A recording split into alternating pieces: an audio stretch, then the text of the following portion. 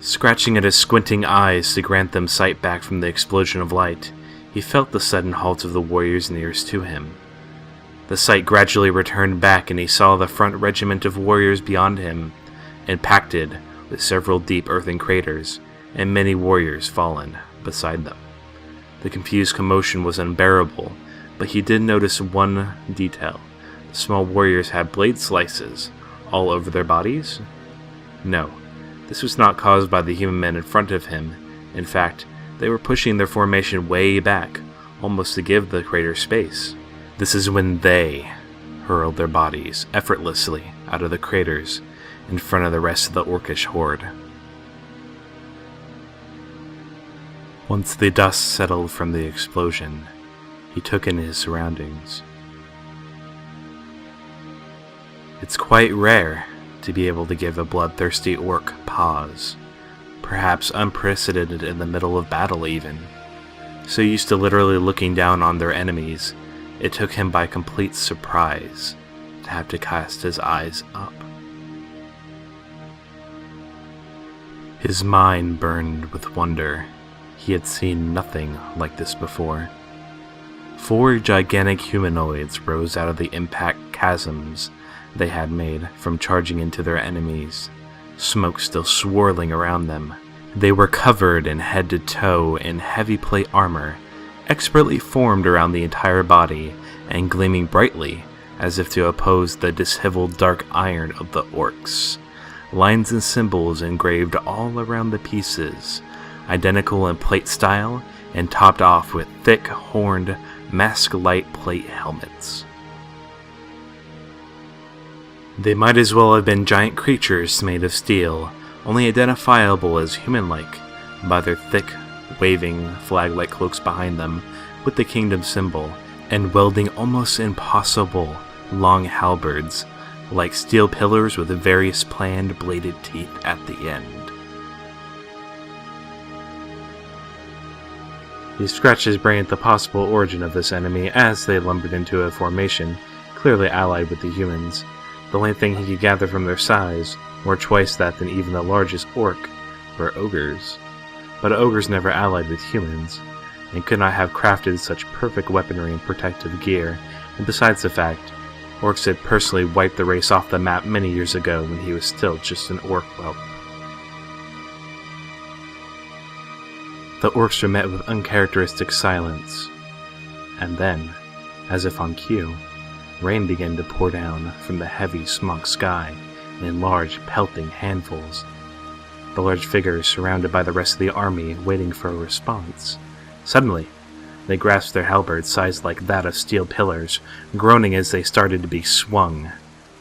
The orcs began to brace themselves for the attacks, and the second row for a counterattack, when it happened.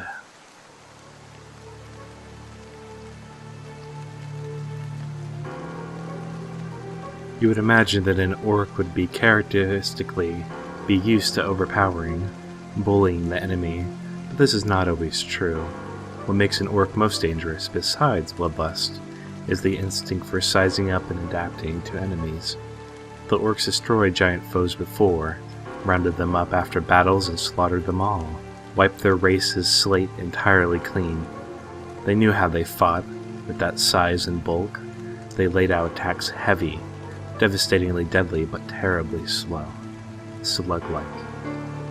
As soon as these behemoths got into a battle stance, he thought he was predicting what he had seen many times for a fighter of this mass. He could not believe his eyes.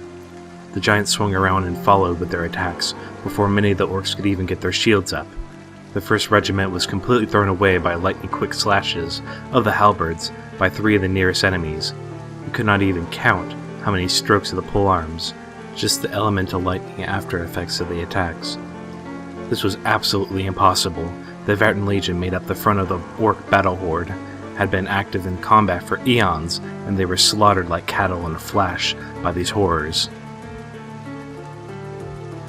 It was then that he noticed Dragon Taker, still on his feet, with his weapon stubbed in his remaining arm and his chest skewered with the 4 giant's lance. With a flick of his arm, he rose the leader up, barbs impelled around Dragon Taker's guts, twisted around the metal.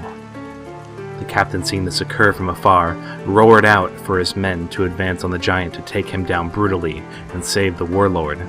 Dragon Taker, only half conscious at this point, but still with a fighting spirit and a battle cry, gripped a lance to do anything if perhaps resist his foe.